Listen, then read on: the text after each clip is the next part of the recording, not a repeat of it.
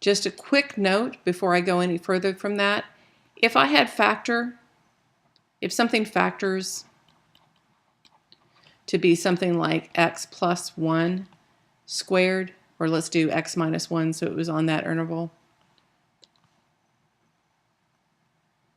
That's going to be, if you remember what that looks like on your quadratic graph, it's a touch and go. It will not change direction. Basically, the rule is direction. The rule is if the power is even, it's going to be a touch and go, therefore it's not going to change direction. If your power is odd, it will change direction. All right, so we're continuing on with this problem.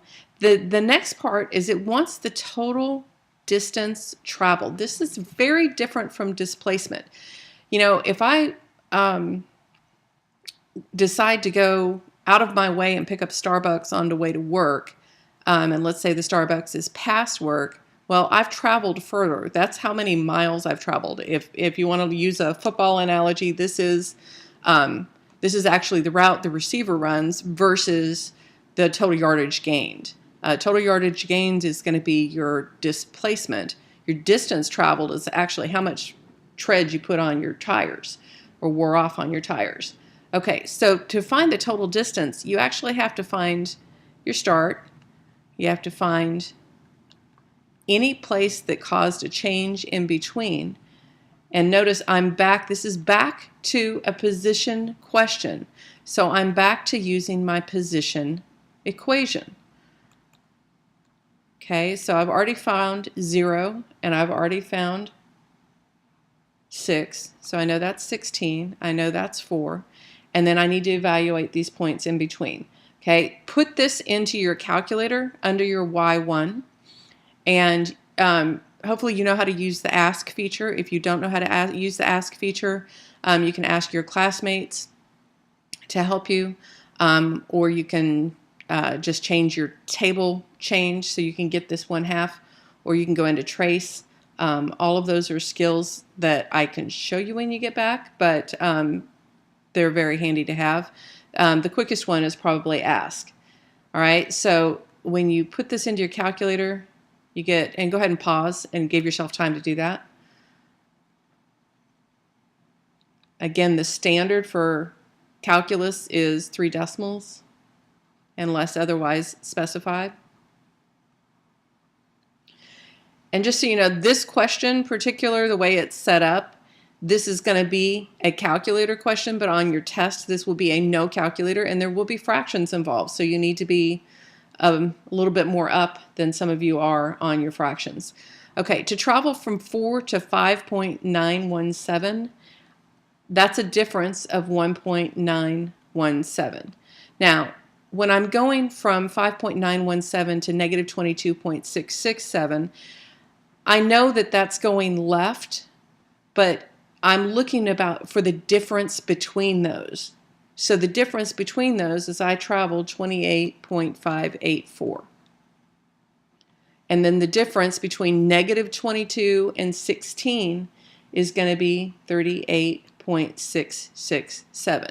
You add all of those together.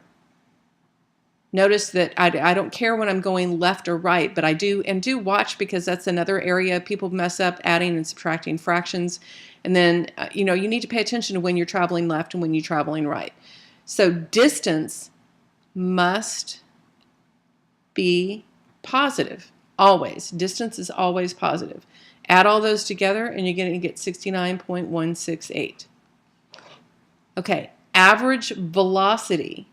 Velocity can be negative, so it can be positive or negative. That means it's going to be friends with displacement.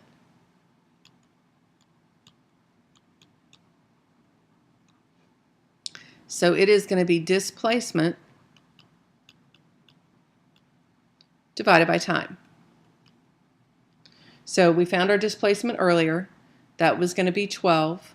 And then divide that by the time elapsed, which was 6. That's going to be 2.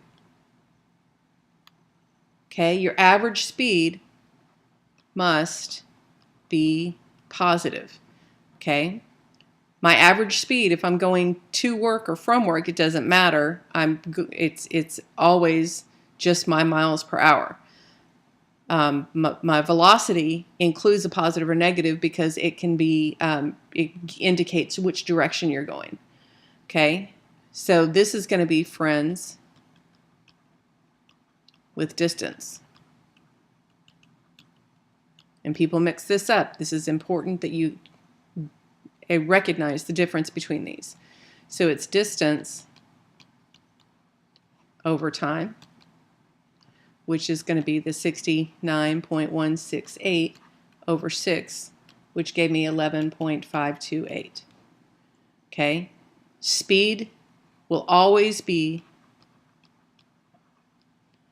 greater than or equal to velocity. It's going to be equal to velocity when you don't have any changes in direction.